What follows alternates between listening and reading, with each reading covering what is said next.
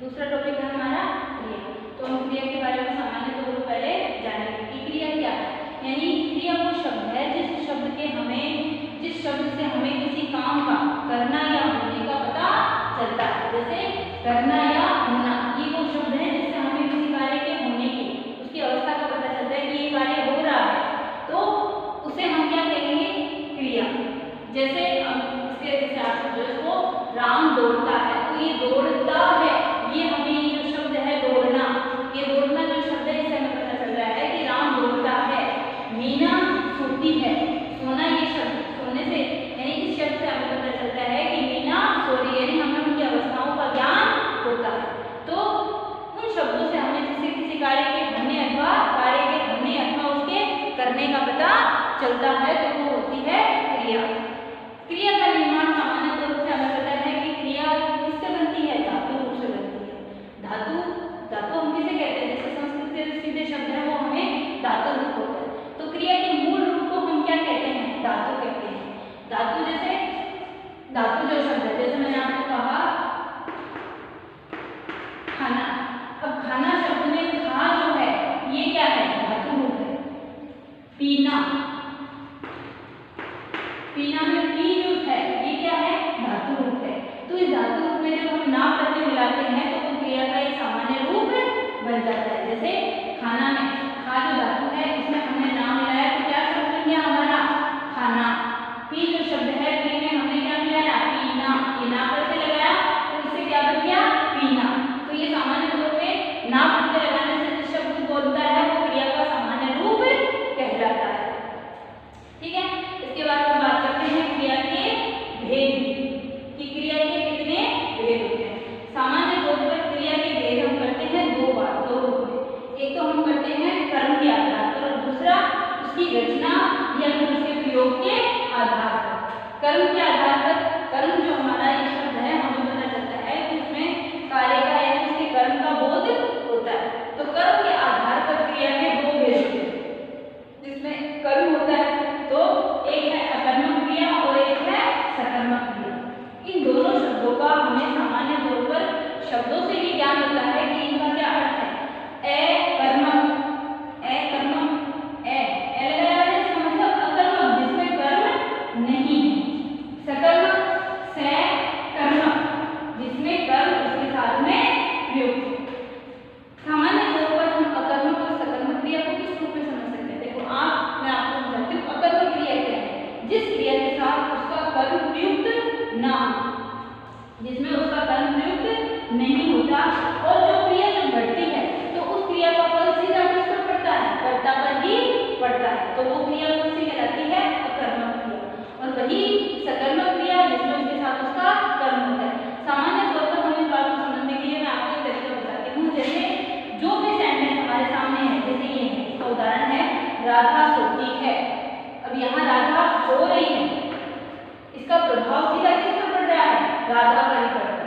यानी राधा सोती है जिसका सीधा प्रभाव किस पर पड़ रहा है, कर्ता पर ही पड़ रहा है। तो ये कौन सी क्रिया है, अकर्मक क्रिया। इसको आप समझने के लिए सामान्य तौर पर एक सेंटेंस में आपको समझा दूं। कैसे, आप जो भी क्रिया हो रही है उसके आगे क्या या क्यों लगाइए। अगर हमें उसका उत्तर मिलता है तो वो कौन सी क्रिया है, सकर्मक। अगर हमें उसमें कोई जवाब नहीं मिलता, उत्तर नहीं मिलता, तो वो कौन सी क्रिया होगी, अकर्मक। जैसे राधा सोती है, क्यों सोती है, इसका हमें क्यों का कोई उत्तर नहीं मिलेगा। घोड़ा दौड़ता है, क्या घोड़ा दौड़ता है, क्यों दौड़ता है, ये हमें उत्तर नहीं मिलेगा। जहां हमें उत्तर नहीं मिल रहा है वो क्रिया है अकर्मक। और जहां हमें उसके सोने का उत्तर मिलता है, जैसे मैंने कहा यहाँ आपने अकर्मक क्रिया में, जैसे मान लो मैंने कहा राधा रोती है, क्यों रोती है, हमें उत्तर नहीं मिल रहा। लेकिन यही सेंटेंस मैंने लिखा राधा दूध के लिए रोती है।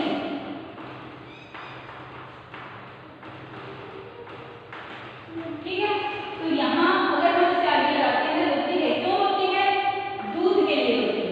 उत्तर मिल रहा है ना हमें, दूध के लिए रोती है। तो जहां हमें उत्तर मिलेगा वो क्रिया कौन सी होगी, सकर्मक क्रिया। और जहां हमें उत्तर नहीं मिलेगा वो क्रिया कौन सी होगी, अकर्मक क्रिया। जो भी क्रिया हो रही है उस क्रिया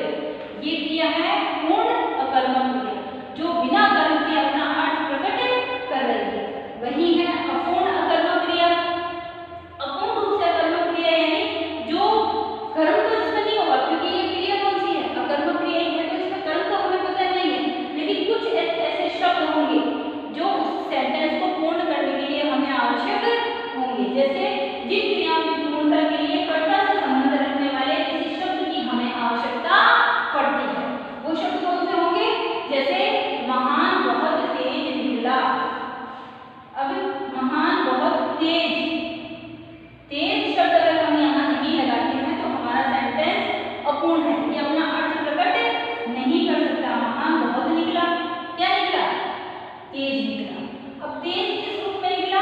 ये है तो अकर्मक क्रिया, क्योंकि कर्म नहीं है, क्यों तेज निकला किसका?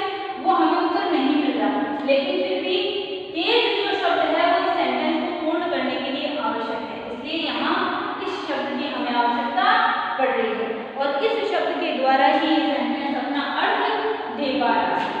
तब हम इसके लिए इन शब्दों की जहाँ आवश्यकता पड़ेगी वो कहलाएंगे अपूर्ण अकर्मक क्रिया।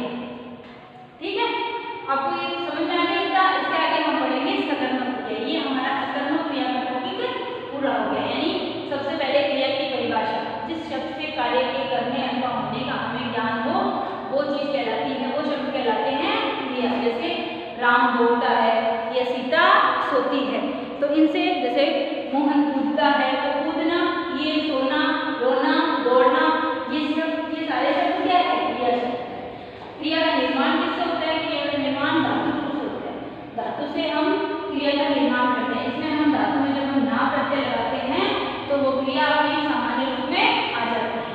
क्रिया के दो भेद होते हैं, क्रिया को दो आधार पर बांटा जाता है, एक तो कर्म के आधार पर और दूसरा प्रयोग के आधार पर। कर्म के आधार पर क्रिया दो प्रकार की होती है, अकर्मक और सकर्मक, जिसमें कर्म उसके साथ ना हो, यानी जिस क्रिया के साथ उसका कर्म प्रयुक्त ना हो और क्रिया का सारा फल किस पर पड़े? कर्ता पर ही पड़े, तो वो क्रिया कहलाती है अकर्मक क्रिया।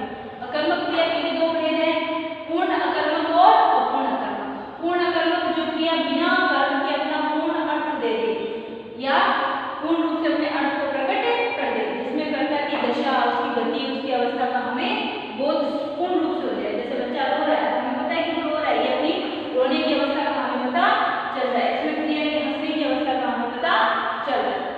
अपूर्ण अकर्मक क्रिया जिसमें कर्म तो प्रयुक्त नहीं होगा, लेकिन कर्ता से संबंध रखने वाले कुछ शब्दों की हमें आवश्यकता होगी जिससे हम अपने अर्थ को पूर्ण करेंगे, तो ये वो कहलाएगी अपूर्ण अकर्मक क्रिया। जैसे महान बहुत तेज निकला, इसमें जो तेज शब्द है उसकी हमें आवश्यकता है अपने सेंटेंस को पूरा करने के लिए। तो इतना आप अपना नंबर करेंगे। इसके बाद हम अगले में पढ़ेंगे सकर्मक। ठीक है,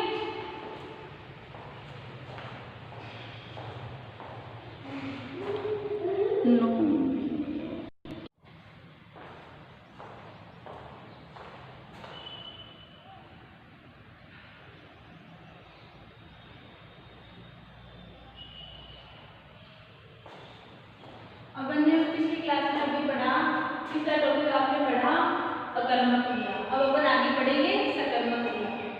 अपन ने मैंने आपको बताया इन दोनों शब्दों में ही अपने नाम के आधार पर इनका अर्थ प्रकट होता है। अकर्मक जिसमें कर्म उसके साथ में प्रयुक्त नहीं होता, वैसे ही सकर्मक क्रिया है जिन क्रियाओं का कर्म उनके साथ, यानी इसमें कर्म आवश्यक होता है। जिन क्रियाओं के व्यापार या कार्य का फल कर्ता पर न पड़कर कर्म पर पड़ता है, इसमें कर्म अवश्य होता है। इसलिए जो क्रिया का फल अपन ने अकर्मक में पढ़ा है तो इसका सीधा संबंध कर्ता से होता है। जैसे कि इसमें क्रिया का प्रभाव किस पर पड़ेगा? कर्म पर पड़ेगा। जैसे सुरेश पुस्तक पढ़ता है, अब ये पढ़ना जो क्रिया है, इस क्रिया का प्रभाव किस पर पड़ रहा है? पुस्तक पर। मैंने आपको पहले कहा था क्या और क्यों जब हम लगाते हैं हमें उत्तर मिलता है कि पुस्तक, सुरेश क्या पढ़ता है? पुस्तक पढ़ता है। बालक दूध पीता है, बालक क्या पीता है? दूध पीता है। तो जिन क्रियाओं में उनका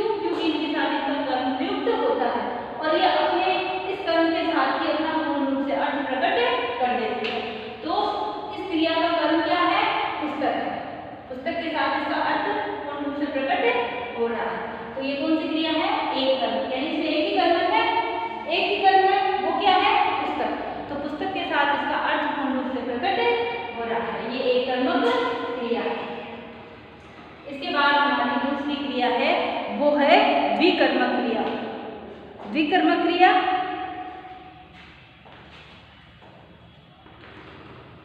पूर्ण द्विकर्मक क्रिया। द्विकर्मक इसमें हमने पढ़ा एक कर्मक क्रिया जिसमें एक कर्म था। पूर्ण द्विकर्मक क्रिया जिसमें दो कर्म होंगे। द्विकर्मक समझ में आ रहा है? द्विकर्मक यानी दो कर्म। वाक्य में जिन क्रियाओं के दो कर्म होते हैं, जिनमें दो कर्म होते हैं, वे द्विकर्मक क्रिया कहलाती है। जैसे शीला ने मुन्नी को पुस्तक दी। शीला ने मुन्नी को पुस्तक दी। दी जो क्रिया है, ये क्रिया है दी। इस दी क्रिया के कर्म कौन से हैं? पुस्तक भी है और मुन्नी भी है। दोनों इसके कर्म हैं। इसलिए अब इन दोनों के साथ शीला ने पुस्तक दी। किसको दी? मुन्नी को दी। शीला ने मुन्नी को दी, क्या दी? पुस्तक दी। तो दी क्रिया के दोनों ही कर्म हैं। जहां दो कर्म होंगे वो होगी द्विकर्मक क्रिया। ठीक है। इसके बाद हमारी आती है तीसरी अपूर्ण सकर्मक क्रिया। अपूर्ण जो पूर्ण नहीं हो, सकर्मक जो कर्म वाली क्रिया हो, जिसमें कर्म उसके साथ हो, वो क्रिया। तो वे क्रियाएं जिनमें कर्म के रहते हुए भी कर्म के किसी पूरक शब्द की हमें आवश्यकता होती है, वो अपना अर्थ अपूर्ण रहता है, यानी उस पूरक शब्द के बिना उनका अर्थ पूर्ण रूप से प्रकट नहीं हो पाता, तो वो कहलाती है अपूर्ण सकर्मक क्रिया। जैसे विनय आकाश को मूर्ख समझता है। विनय आकाश को मूर्ख समझता है। इस क्रिया का मूर्ख आकाश को किसको समझ रहा है? आकाश को। तो इस मूर्ख शब्द के बिना ये सेंटेंस अपना अर्थ पूर्ण नहीं कर पाएगा। विनय आकाश को समझता है। क्या समझता है? मूर्ख समझता है। विनय मूर्ख समझता है। किसको समझता है? आकाश को। तो आकाश को इसके लिए, आकाश के लिए मूर्ख जो शब्द है वो पूरक शब्द है। इस शब्द के बिना ये सेंटेंस अपना अर्थ पूर्ण नहीं कर पाएगा। इसमें और इसमें मुन्नी ने, शीला ने मुन्नी को पुस्तक दी। देने में इस सेंटेंस में अंतर क्या है? यहाँ मूर्ख जो शब्द है वो आकाश को, यानी इसके लिए, इस सेंटेंस की पूर्णता के लिए आया है। तो ये जहाँ वे क्रियाएं जिनमें कर्म है, कर्म के रहते हुए भी किसी पूरक शब्द की आवश्यकता बनी रहती है, वे उसके बिना अपना अर्थ पूर्ण नहीं ले पाते। वे अपूर्ण सकर्मक क्रियाएं कहलाती है। यहाँ शीला ने मुन्नी को, आकाश को, लेकिन मूर्ख जो शब्द है वो इस क्रिया को पूरा करता है, समझता है। समझने के लिए हमें जो शब्द चाहिए, क्या समझता है? समझता क्या है? मूर्ख समझता है। तो ये मूर्ख जो शब्द है वो हमारा पूरक शब्द है। इसके बिना ये सेंटेंस हमारा पूर्ण नहीं होता है। अब देखिए, इसमें आपने क्रिया में हमने पढ़ा क्रिया की परिभाषा और क्रिया का निर्माण जिन धातुओं से होता है, यानी धातु रूप से जैसे क्रिया का निर्माण होता है। उसके बाद क्रिया के दो भेद, क्रिया को दो भागों में बांटा जाता है। एक तो कर्म के आधार पर, दूसरा प्रयोग और रचना के आधार पर। कर्म के आधार पर क्रियाएं जो होती है वो सकर्मक और अकर्मक क्रिया है। सकर्मक क्रिया के भी भेद, अकर्मक क्रिया के हमने भेद पढ़े, वैसे ही सकर्मक क्रिया के हमारे भेद हैं। तो अकर्मक क्रिया और सकर्मक क्रिया के भेदों तक हमारा यहाँ तक ये आपका टॉपिक पूरा हो गया। इतना काम आप अपनी होमवर्क कॉपी में पूरा करके रखेंगे। जब हमारी अगली क्लास होगी तब हम अपने पहले इस होमवर्क को देखेंगे। इतना काम आपको आपकी अपनी नोटबुक में करना है। क्रिया की परिभाषा, क्रिया का निर्माण धातु रूप से होता है वो। उसके बाद क्रिया को किस आधार पर बांटा जाता है? दो आधार पर बांटते हैं, कर्म और प्रयोग। कर्म के आधार पर क्रिया के दो भेद हैं, अकर्मक और सकर्मक। पहला हमने पढ़ा